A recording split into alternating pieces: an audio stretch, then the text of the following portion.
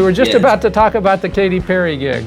Okay. Yes. Okay. And Okay. I'm and sorry. and the transition and the differences between that, and if a young drummer is looking to audition, we have a couple of great young drummers here. Elias is here, Adam Coons. What would they look for to prepare? And I imagine you were recommended for that gig also. But what would they look for to prepare, and what did you prepare for a gig like that?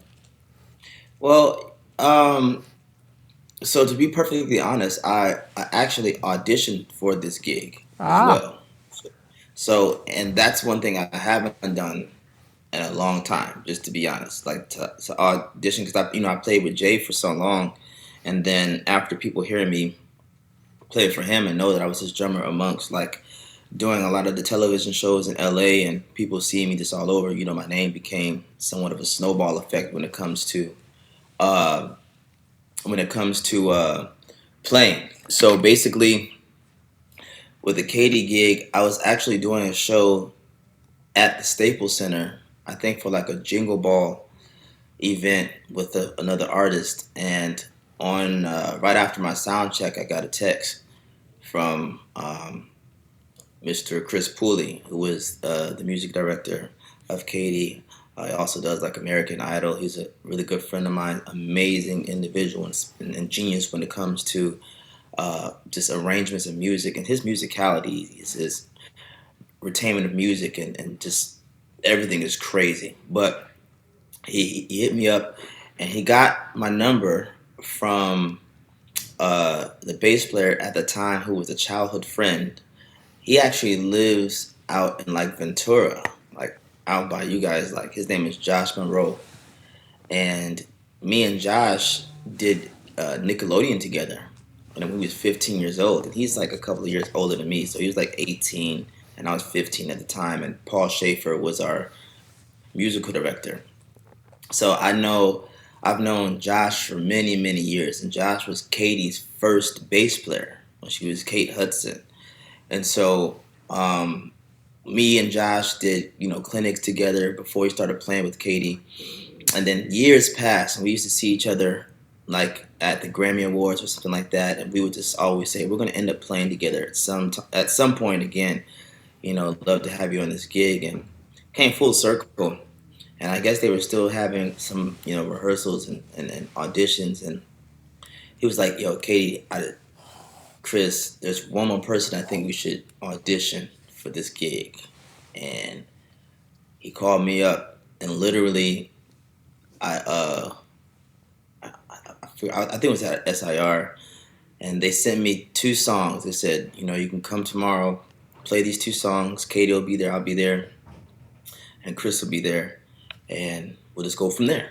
All right, cool. So mind you, going into a situation like this, there's many things you should think about. Okay, and first of all, most of the time, if the main artist is there, and if you haven't done this numerous times, then you having the butterflies and being nervous, that's always a thing, right?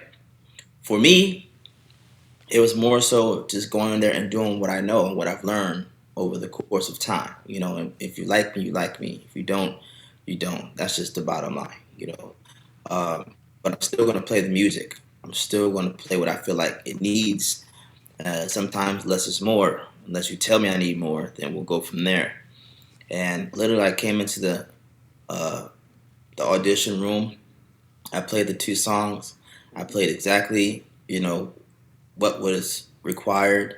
I did a little bit extra here and there, and the exact words from Katie was so hilarious. I stopped and I played the song, and she looked at me. She said, "Hmm." I was like, she's like, I feel like you were holding back a little bit. I was like, well, I was only playing what I was told to play, and then I also just did what I felt like the music required at the time. She's like, oh, okay.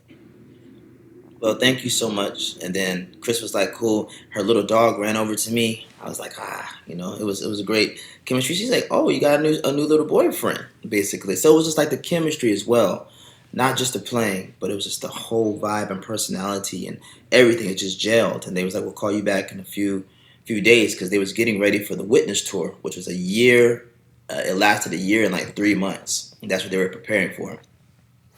And so literally, they said it was going to call me back in a few days, and I left I left SIR, and I was driving home, and within 15 minutes, they called me back, and it was like, yeah, we're not even going to BS you at this point. So we're just gonna, if you're available, let's go ahead and get it done. And within the next few days, I was rehearsing with Katie. So that's how that whole story went down. But that was just from pure gut, pure, uh, just remembering the key points of playing with other musical directors and learning from my father, and just playing what I felt was needed for specific songs as opposed to what I felt like I wanted to hear myself play. You know what I'm saying? So that's basically how that whole thing went down. Play what's required. That will help you not get fired. I love that slogan. We'll have to keep that one. Yeah. But it was interesting in your story, even though you were playing what was required, that she was in tune enough to feel that maybe you were holding back. If you were on your own and just going for it, you might have done something a little bit different. And your reaction was really true. Yeah, yeah. It was very true. It was very honest. I mean, because the song I believe she had me play was like E.T. or I can't remember the other one, but that's more of a rockish type song, and it could go many ways. But it wasn't like I played the full song either. It was like I think like a verse and a chorus or a double chorus and then kind of like out. So Chris was like, play the patterns, as the patterns are on the song, and then do a little your own little spice, razzle dazzle here and there, wherever you see fit, and we'll judge you from that. And so that's basically what I did. And I mean, everybody knows, and Josh let them know they've seen other videos, I'm pretty sure, or whatever, that I could chop. But I more so wanted them to understand that I'm here for the bigger picture and the bigger vision, as opposed to what what I'm known for was his chops and growing up and being a clinician drummer, and that I can come in and do this particular gig and be able to reserve my artillery whenever it's needed to be used. It wasn't, let's see, I'm going to go in and show them how many notes I can play in this fill. I mean, Right. chops were not, that's an interesting lesson, I think, for young drummers to understand. Although it's important to have the facility, you didn't get that gig, either gig, really, because of your solo ability or your amazing technique. Absolutely not. But then again, I'll have to say, being a big fan, when you put that little spices in there, it's Tony's spice. It's what you've put together, and that's what I think any artist would see makes you fit into the band and also makes it unique. As much as a gig like that is like you would think in the drumming community, kind of a straight ahead gig, but Yeah. you still got your little room in there where you do what's you. Yeah, and the musical director, he allows us to do so as well. Like whenever we prepare for a tour or shows with Katie, we get the songs ahead of time. And one thing that Chris does, and this is why I said he's such a genius, is because he knows everybody's parts, like everyone's parts. And that's what makes it even more nerve wracking for specific musicians who get this particular gig, because he'll know if you rehearsed, he'll know if you studied, and it's up to you to do so. He gives you all the tools and the shed needed to put together this puzzle, this your craft, you know what I mean? He gives you everything that you need. He sends it to a Dropbox. He sends you not only the entire music, then he sends you your parts, like a drum up mix, and then he sends the bass up mix for whomever, and you can hear everything that's going on. So there's no discrepancy if it's like another tone from here or somewhere, that this is what you're supposed to be playing, and it gives you all the sounds. And so you have it wait enough time for you to start learning it. And the crazy thing about it is, like, once you get into this gig, you think, because a lot of Katie's music is all hits, and a lot of it is like four on the floor, and there's breaks, there are different hi-hat patterns. It's not really super super technical, but it's technical enough to where it's all about the feel, and it's all about the actual patterns and the sounds that are changing within the song. So there's other things that you have to think about regular other than a regular gig that you're performing to where you just play how you feel and that's about it. Like they listen to everything, and I think that was the most important thing that I grasped from playing with Jay and moving on to playing with an artist like Katie is, a lot of the times with music, like with rap artists, especially Jay, they rap according to the beat that they got. So there might be some fills or like some type of snare part that might remind them of a lyrical, you know, pattern in their head. Everything is meshed together, and it means something. Everything means something. So you have to make sure that you're playing um, exactly what's necessary because sometimes you might be the reason why they remember something. And if you don't play it, the littlest thing, it might cause like one of those. So it's more important than what most people think. You don't want one of those. You don't want one of. You definitely don't want one of those. When you say parts, you're talking about audio parts, not actually written chart parts for her No, songs. no audio parts. But like if I'm playing like for example, okay, so there's you can have one song right with Katie, and the verse drum pattern, the tones are completely different from the chorus, maybe, right? So I Kissed a Girl or like Dark Horse, like there's two different patterns that's going on, but it's the verse and the chorus are two different patterns, but the sounds are different as well. So the sounds are being changed. And if you're continuously playing like the same pattern that you played in the chorus or the verse, or it sounds different, then it changes everything because now the dancers are not dancing to what they rehearsed. And it's a big production. They got the lights and everything according to what you're playing. You know what I'm saying? It's everything is built around the core of the arrangements. So a lot of stuff, 98% of the stuff, it has to be on point because it's just not you playing the patterns. And what's required is you actually holding down and making sure that everything is precise because it goes with the whatever is on the screen and goes with like I said, what the dancers are doing, the pyro, and like it's a lot of different things. There's a part in the song where I'm playing, it comes in like halfway in the beginning of the intro, and as easy as it sounds, there's nothing going on, but then it has 16th notes on like a pad, but it causes this is one of Katy Perry's management call it right now, which is crazy. You can take it if you need to. Yes, I just want to see what she has to say. Hold on. Hello. I'm sorry. I was in the middle of a Zoom call, so I had my phone off. But what's going on? I can look at it right now, or you can tell me. He really does play with Katy Perry. This proves it. Like I could eat shrimp. This is in front of the I scenes. really eat lobster like that, but I'm pretty sure I'm good. They But want to crab, know what he can eat. I can tell him he eats pepperoni everything pizza. else. Sushi, tuna. I'll have to call him back. I'll tell him when he gets off the phone. Okay, bye. Okay. Okay. I was just telling everybody this is the real thing. This is like we're a fly on the wall. And if you want me to call him back, I'll tell you it's pepperoni pizza. What the hell do they mean? What do you want to eat? You should have just held it up right there and say, this guy knows what I want to eat.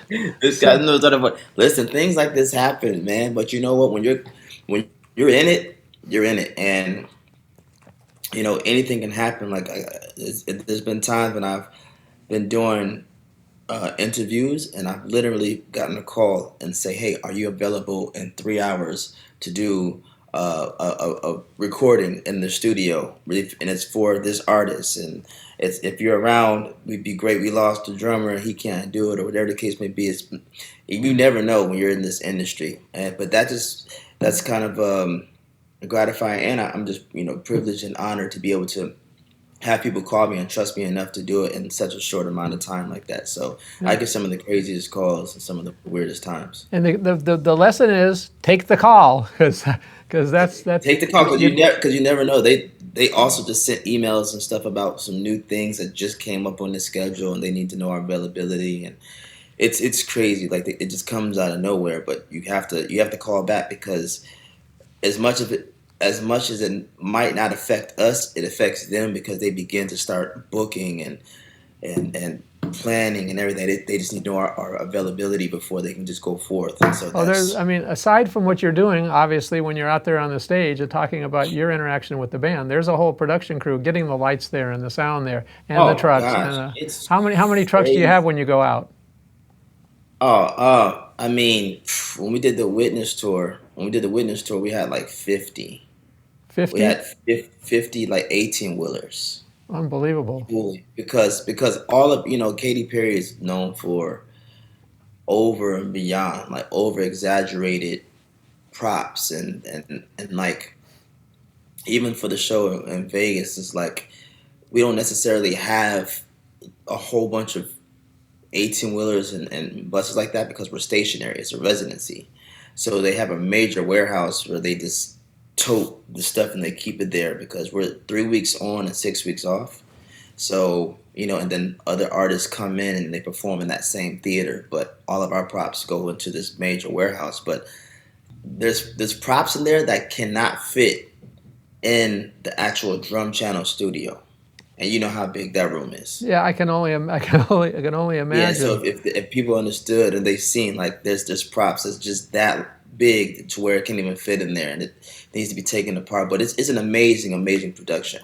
But a lot of times when you're auditioning for people at this level, the major act, the person is not there at the initial audition, correct? Yeah. I mean, there's two ways to look at it. Usually when an artist is there, that means they're super connected to um, what they want their show to be like. She's super involved with all of the visuals. She wants to see everything. With the costumes, she wants to see everything. As far as the band and stuff, she likes to see how they play, how they interact with the crowd, like their energy as well. She wants to see all of that, and she's paying attention. You might not think so, but she's paying attention to everything. So I think more so for that audition, she wanted to be there because she wanted to also be able to analyze and see if this was going to be a person that she would feel comfortable with being on the road for a year and a half almost. You know what I mean? It was like having like this, I don't know, meeting up of a new friendship and seeing if we would rub elbows, the right way, or if it would, or if we would clash, Yeah, being bump heads. being being part of the band and a band member and getting along is equally as important. I always hear from Yeah, drummers that have the gigs as the gig that yeah. they're performing. One last thing I wanted to talk about was you being kind of fearless. Not in a way of being aggressive, but just obviously as a young child at 6, 7, 8, 9 years old, even if you hear you're going to be playing with Dennis Chambers, you're not like worried how you're going to be doing with Dennis. You're just having fun and you're going there and doing what you're doing. But how important is it to have that confidence for a young drummer out there? Well, first of all, I consider this a gift from God just to be able to grasp drumming at such an early age, right? And I think which made me fearless and not really worry too much about what people thought or what people said or whatever is because of how my father embedded music into my soul at a very early age, right? So coming up, he had me listening to George Benson and Sheila E. and Steve Gadd and Buddy Rich and had me just, listen to all genres of music and um, where he said any situation that you get into, he doesn't want to feel as if I'm limited to where I can't do a specific gig because um, I didn't have like somewhat of the knowledge of what that particular genre of music required. And so I think, like I said, those hours of practicing different styles of music, jazz, Latin, R&B, hip hop, country, everything, and not. I want to say just not having an interest in any of them. I enjoyed all of them. So when it came to learning, he said that I just began to just play things, and he's like, you have these powers that you just don't know how to control them. So what he did was allow me to learn, or he helped me put things in perspective, and why you would play this here and why you wouldn't play this here. And like, that's incredible that you can play this, but maybe if you dial this back a little bit. So he helped me kind of structure and massage these superpowers that I had, if you will. So when it came to playing with like Dennis Chambers and things of that nature, like for me, I did know that I was a kid, like, and I knew who Dennis Chambers was, and I watched In the Pocket and Serious Moves, and obviously those are two of my favorite, VHSs at the time, like, and obviously seeing him being one of my favorite drummers of all time. There was no way at 14 that I even cared about trying to go up there and outplay Dennis. Like, the fact of the matter is that they even took in consideration of me doing a DVD and him even saying yes, that he'll be a part of This Is Common Ground at the time, being a part of my first DVD ever, first VHS ever, Common Ground, when I was 14. That right there, all in itself, being able to play with one of my drum heroes, I didn't care what people thought or what people said. I mean, I'm 14 years old. How many 14-year-olds would have the opportunity to say that they had a chance to play with one of their drum heroes? So for me, it was just more so just having fun, enjoying myself, and him making it fun for me. But as you grow up and get older, then you begin to see how much more serious it becomes when criticism becomes a thing, and when, like, if you drop the stick here as opposed to a phenomenal set and you drop the stick one time, that's what most people talk about. You know what I mean? It gets to that point, but you know what? What's for you is what's for you. And obviously, if you practice enough and you've studied enough, just like Kobe Bryant, rest in peace, he had a Mamba mentality, and that's what type of mentality that I had. It's like, you practice every day, you play every day like it's your last time, and just as long as you give it your all, that's all that matters. You know what I'm saying? That's all you can ask for. And when it comes to certain drummers or certain musicians, and just in general, who might feel like they might not be good enough for the gig, or this person might have these chops or whatever, listen, sometimes, as we all see, in a lot of cases, it's not necessarily about the chops or anything. Sometimes it's just about the feel and about the chemistry within the artist and the musician and the musicians. You know what I'm saying? Like, if the drummer matches and meshes with the bass player well, that vibe, that's more important than me being able to have all these chops, and then this bass player is so solid, but he can't even get into a groove, because you can't even play a groove for 5 seconds without doing a ghost note somewhere. You know what I'm saying? Let's sit and find a foundation and let's build. You know what I mean? It's like having a Lamborghini, but knowing when to use the power. Beautiful. It's a beautiful car. Beautiful, beautiful, beautiful. And the evolution of Tony Royster Jr., which is a download we'll have on the Drum Channel site. It's quite a documentary of your life up to about 10 years ago. There was a bit of a surprise. You may not have noticed in our life's journey together. I'm full of surprises sometimes. Could be a pizza. Could be Dennis Chambers showing up. He didn't know that Dennis was going to be part of the DVD that we put together here some years ago. So as you look at this, you'll see a point where it's like, who is that? I can't believe you're here. And so I kind of thought it would be fun to do the reverse. He's on Dennis's, now Dennis is on his. So, and they played a great jam together. And one of the iconic moments of that jam was at the end, when the cameras you would have thought had finished rolling because they stopped playing when they were jamming. Dennis got up from his kit, but the one side camera was still rolling. And Dennis just looked at Tony and said, "Reminds me of Billy Cobham." And I mean, you can't get a better, a better comment from one of the greatest drummers in the world than that, and how well deserved also. My story about Tony being fearless has to do with the DVD, actually, which the story of the DVD is you put your band together that you hadn't played with for a long time, and they came out here, and in a week they had put together a whole CD, basically. And at the end of the week, you'll see them playing it at MI, Musicians Institute. So this was the live performance. And at one point during the conversation, Tony wanted to add a couple of gong drums, big bass drum gong drums, off to the right and the left side of the drum set. And so we were trying to get them done so he could rehearse on them while we were actually letting them practice the songs and recording them.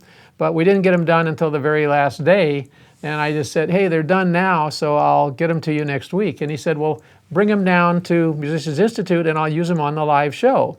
And I said, "You've never practiced with them before or anything. You can't have like 2 gong bass drums with your drum set that you've never played before, and the first time you ever integrate them into your drum set is in a live performance." He said, "No, just bring them down." So I brought them down, and when you see the solo, which I'm going to play for you now, just keep in mind at the end, as amazing as it is, as musical as it is, there's all kinds of lessons you can learn when you listen to Tony play.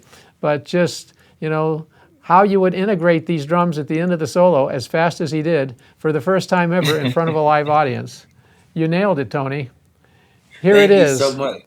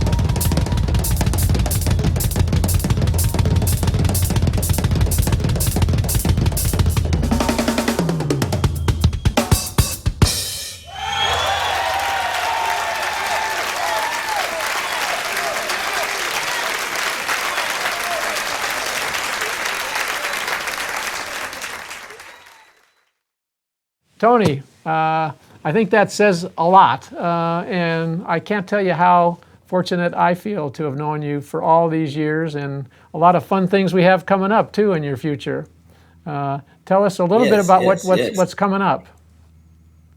Yeah, so I mean, I'm still continuously doing the Katy Perry residency. That's going to last for another year and a half, 2 years. So 2024 will be done. I currently have a software out that was put out by a company by the name of Mixwave, and basically I went to a studio, um, high-end studio, and I recorded for about 60 hours of every nuance of my kit, from the every tom, every cymbal, uh, dynamics, everything you could possibly do on the drum set as far as tonality, how you would hit it, from the bell to the rim.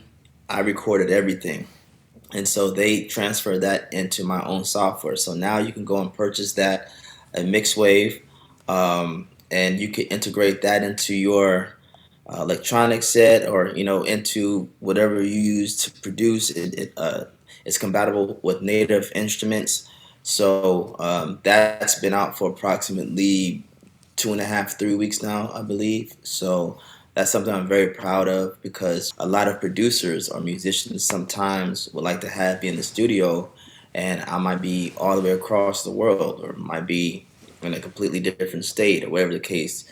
And to be able to have my own drum sounds that I would have either on tour or whatever, you can take those sounds and you can manipulate them in your own way, and it's basically me on your song, so that's I think that's something great that I've worked on for months, just trying to get it together as far as them uh, uh, EQing the sounds and tuning the sounds and getting everything. We recorded like each drum with a $12,000 mic. Like, and it was a crazy tedious process, but I'm so excited about how it came out. And Mixwave killed it. Taylor Larson. I'll give a shout out to the homie Luke Holland, who also plays DW. He is one of the ambassadors of mixed wave and this whole movement, and he called me with the opportunity, so I was extremely grateful for that. I'm also starting to work on some of my own music again. When I say again, COVID has been crazy, obviously, for everyone. Um, it's caused people to have to kind of shift the way of whatever they thought was the new age of getting their music out there. For me, it was doing a whole bunch of drum lessons online, and not doing a whole bunch of playing, just because I was doing some traveling here or there. Then obviously everything stopped, like dead stop. And then I wasn't able to practice and do the things that I wanted to do consistently. So now that the world is open, things are good, I am back into the mind frame of just want to shed. And now I have some people on deck, some good sponsors and things behind me, to where I'm going to just start putting together some nice bodies of music. A So phenomenal just story, here a we are. phenomenal story. And again, for Mixed Waves, where can they purchase your Yeah, this is sounds? mixwave.com, or they can go on my Instagram, and then go right there to the link, and it's in my bio, and they can it'll shoot them right over to the Mixwave link, and they can just go and purchase the software. So you can get Tony's original sounds. If you're in Dallas, you can go to Grimaldi's Pizza, order the Don, and you can get Tony's The Pizza. Don, The Don is what I'm it's about to called. get a slice right Have, now, man. Hold on. I have gotta a show you what slice. this You looks got like. it. You got it. I gotta. Yes, I gotta. Hopefully, my dog doesn't come over here, because Oh, he's your definitely dog's gonna gonna feel have twisted. Oh yeah, your dog's gonna have a pizza look delight at this. if he smells it. It'll Look be at there. this. Well, that's the Mozzarella, got the pepperoni. just I want it to Let be me see. just like being there. Tony, I can't thank you enough for taking this time. And is that it? Is that the real thing? It was a real thing. Okay. You, I'm gonna have to leave you alone for a little while, guys. I yeah, have to dive into this. yeah. You know what I'm saying? You got it. You got it. Thank you so much. And check out on Drum Channel, we're going to be having the new Tony Royster Jr. as a download, and it'll be in our documentary series. It's unbelievable. You'll learn a lot from that also. Tony, take care. See you soon. Thank you. Peace.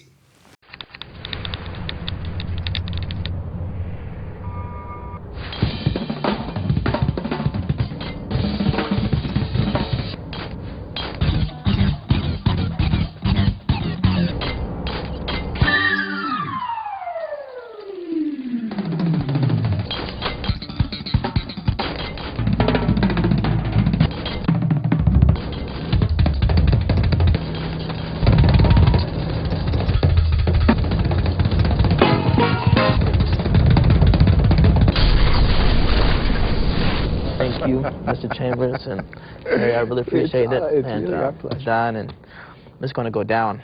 Everyone. You feel me? Word. Right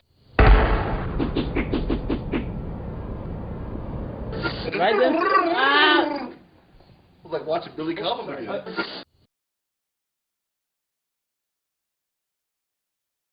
What really threw it off for me is that you knew what it was. You knew who was at the door. Yeah. That's what was so crazy. Because he was like, it's DoorDash. I'm like, what? When I opened up the door, it was DoorDash. And so the guy, so my wife, she was right here on the stairs, and he was like, I was like, you ordered DoorDash? And he was like, no. And then she was like, you ordered DoorDash? I was like, no. And he said, well, somebody ordered DoorDash. And then it said, the Don. I was like, and then I hear you on the computer back there talking about he ordered cheese, he ordered pizza for me. That was the greatest thing ever. I don't think no one's ever done that. That is phenomenal.